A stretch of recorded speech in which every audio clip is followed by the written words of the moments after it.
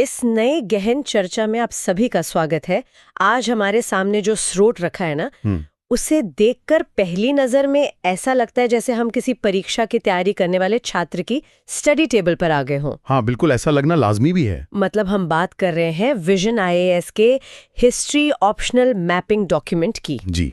ये एक ऐसा दस्तावेज है जिससे 2014 से लेकर 2024 तक के जो यूपीएससी परीक्षा के रुझान रहे हैं ना, हाँ, उनको पूरी तरह से ध्यान में रखकर तैयार किया गया है। सही कहा आपने।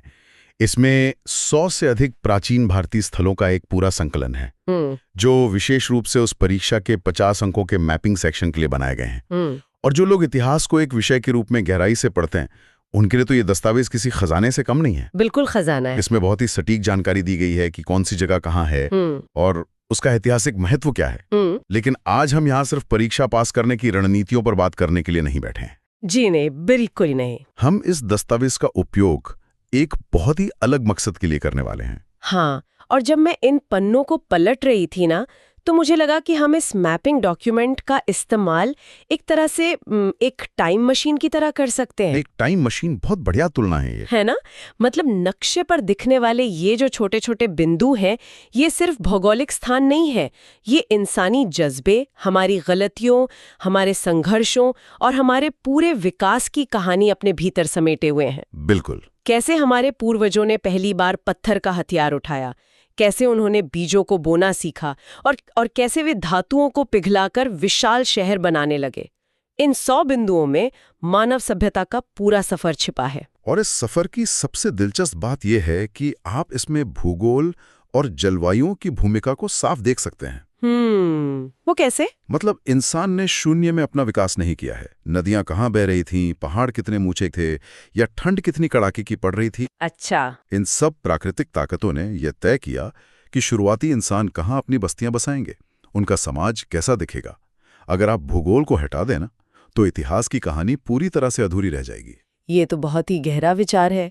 तो चलिए फिर अपनी इस टाइम मशीन को चालू करते हैं और इतिहास के सबसे धुंधले और पुराने दौर में चलते हैं, यानी पैलियोलिथिक या पूरा पाषाण युग। बिल्कुल। मैं दस्तावेज के इस शुरुआती हिस्से को देख रही थी और तमिलनाडु के एक स्थल ने मेरा ध्यान खींचा, अतिरंपकम। हाँ, अतिरंपकम। लेकिन इसके आगे जो तारीख लिखी है ना, मुझे लगा शायद छपाई की कोई गलती है। ऐसा क्या लिखा था? उसमें लिखा था 1.5 मिलियन वर्ष पूर्व। मतलब क्या सच में कोई जगह 15 लाख साल पुरानी हो सकती है? ये कोई छपाई की गलती नहीं है। अतिरंपकम का इतिहास वास्तव में लगभग 15 लाख साल पुराना ही है। बाप रे! तो इंसानी दिमाग के लिए इतने बड़े समय की कल्पना करना भी बहुत मुश्किल है। जब हम इस समय की बात करते हैं तो हम आज के आधुनिक मानव यानी होमोसेपियंस की बात नहीं कर रहे हैं। तो फिर किसकी बात हो रही है यहाँ? हम शुरुआती होमिनिन्स की बात कर रहे होते हैं। अतिरंपक्कम हमें दिखाता है कि उस समय का परिदृश्य आज से कितना अलग था। काफी खुला, नम और कई तरह के जंगली जानवरों से भरा हुआ। 15 लाख साल पहले उस समय तो इंसान के पास जीवित रहने के लिए न घर था, न खेती, न कोई आधुनिक हथियार, कुछ भी नहीं था। तो वहां ऐसा क्या मिला है जो हमें उनके बारे में इतनी जानकारी देता है? दस्तावेज में अचूलियन और फ्लेकिंग जैसे भारी भरकम शब्दों का इस्तेमाल किया गया है। हम जैसे आम लोगों के लिए इसका क्या मतलब है?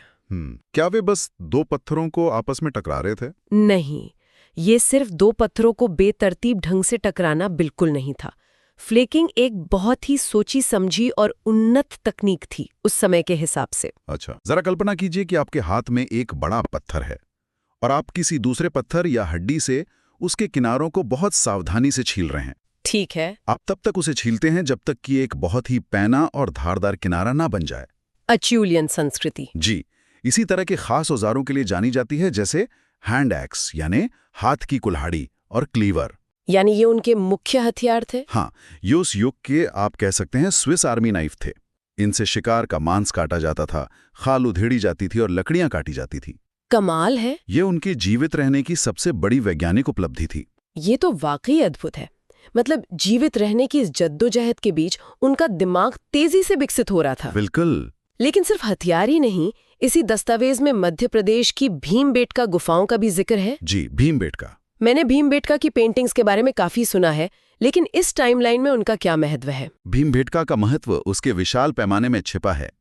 वहां एक दो नहीं बल्कि 750 से ज्यादा रॉक शेल्टर यानी प्राकृतिक गुफाएं हैं। 750? हाँ, ये दुनिया की सबसे पुरानी आर्ट गैलरी में से एक है। वहां की दीवारों पर लाल, भूरे और सफेद रंगों में चित्र उकेरे गए हैं। उन्होंने प्राकृतिक खनिजों जैसे आयरन ऑक्साइड या गेरू को पीस कर ये रंग बनाए थे। और इन चित्रों में है क्या? इनमें शिकार के दृश्य हैं, लोग एक साथ नृत्य कर रहे हैं और जानवरों के बड़े बड़े झुंड दिखाए गए हैं। यही बात मुझे सबसे ज्यादा हैरान करती है। क्या? दिन भर जंगली जानवरों से बचने, शिकार करने और खाने की तलाश में भटकने के बाद भी उनके भीतर इतनी ऊर्जा और इच्छा थी कि वे अपनी कहानियों को दीवारों पर उकेर सकें। बिल्कुल सही कहा आपने। ये हमें बताता है कि कला हमारे डीएनए का बहुत गहरा हिस्सा है। और ये कलाकृतियां सिर्फ सुंदर चित्र नहीं हैं, ये उनके बदलते जीवन के दस्तावेज हैं। अगर हम इतिहास में थोड़ा और आगे बढ़ें, मेसोलिथिक या मध्यपाषाण काल में, तो राजस्थान के बादगौर और मध्य प्रदेश के आदमगढ़ जैसी जगहों का विवरण आता है। 5000 ईसा पूर्व के आसपास की इन साइट्स में हमें एक बहुत बड़ा बदलाव देखने को मिलता है। कैसा बदलाव? वहां के चित्रों और वहां मिले जानवरों की हड्डियों से पता चलता है कि इंसान अब सिर्फ शिकार नहीं कर रहा था, उसने जानवरों को पालतू बनाना शुरू कर दिया था।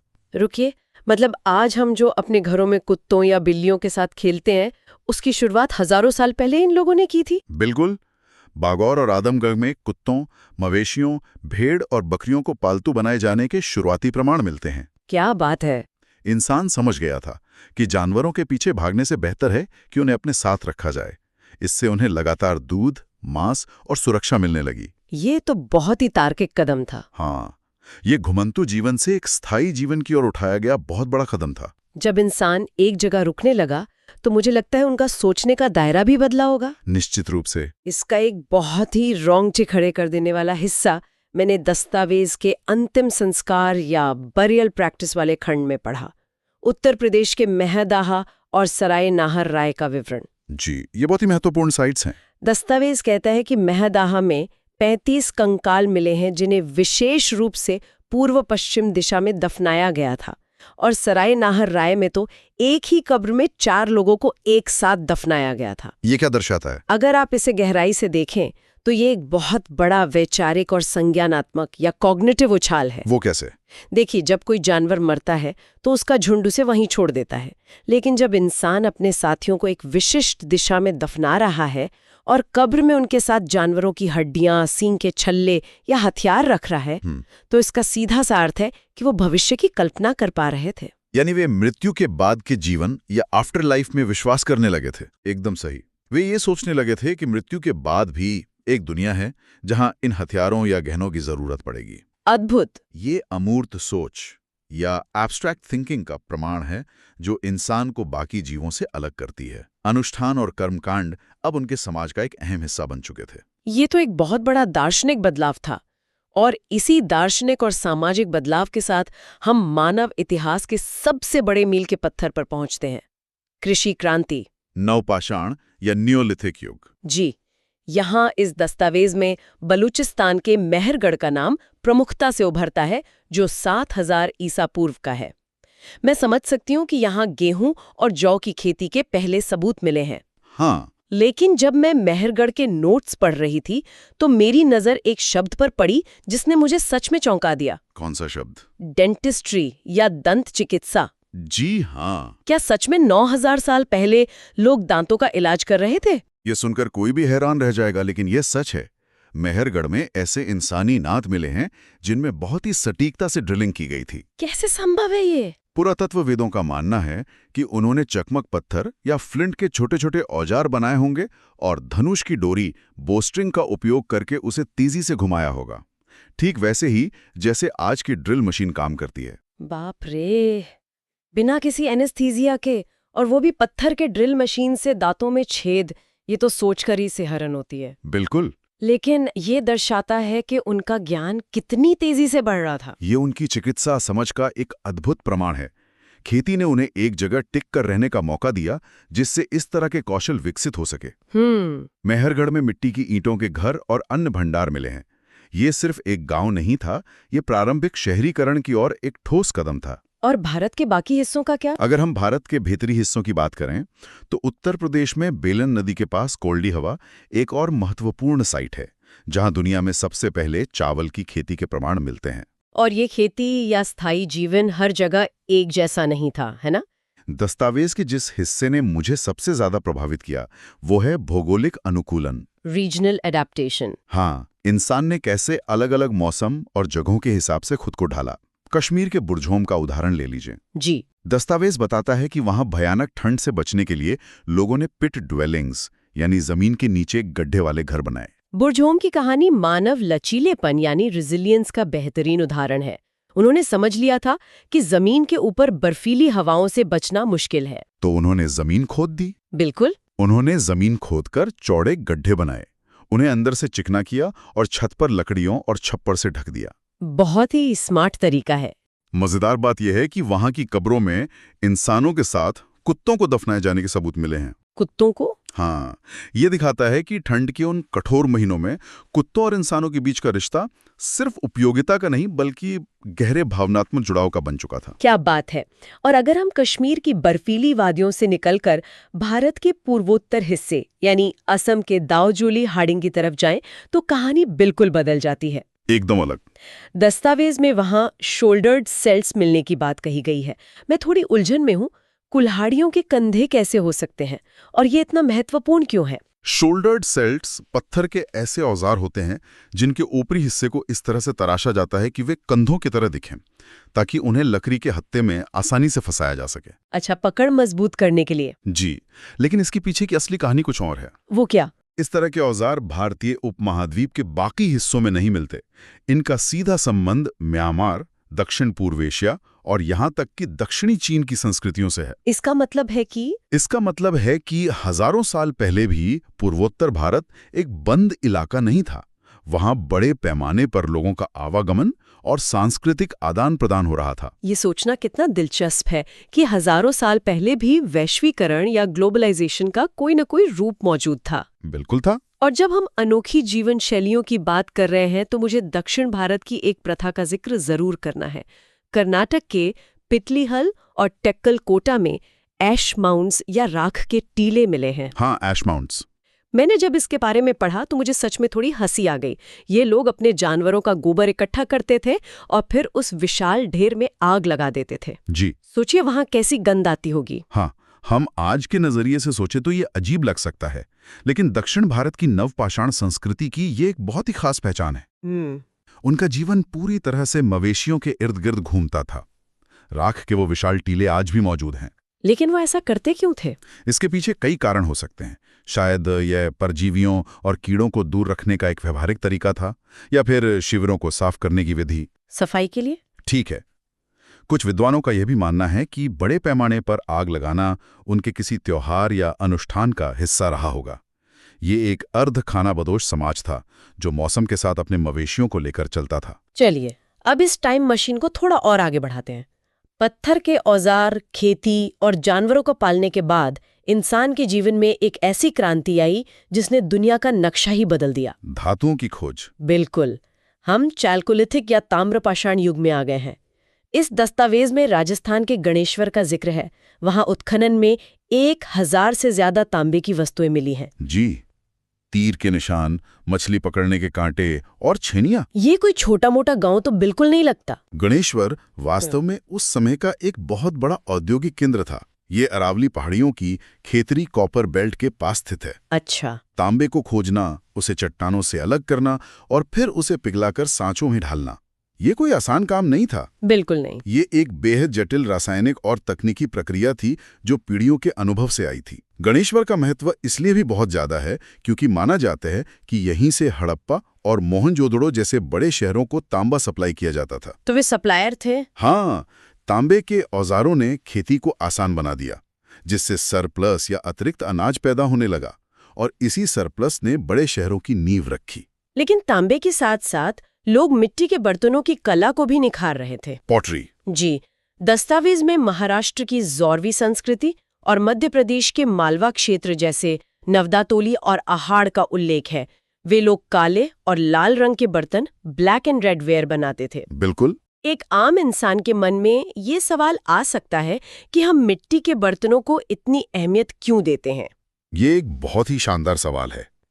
आप मिट्टी के बर्तनों को प्राचीन दुनिया का प्लास्टिक मान सकते हैं। प्लास्टिक? हाँ, क्योंकि ये हर जगह इस्तेमाल होता था, सस्ता था और आसानी से टूट जाता था। और सबसे बड़ी बात, हर संस्कृति के बर्तन बनाने का अपना एक खास स्टाइल होता था। जैसे कोई खास रंग या डिजाइन? एकदम सही। जब पुरातत्वविद खुदाई करते हैं तो बर्तनों के टुकड़ों को देखकर वे बता सकते हैं कि ये कौन सी संस्कृति थी, वे किसके साथ व्यापार करते थे और उनकी जीवन शैली में कैसे बदलाव आ रहे थे।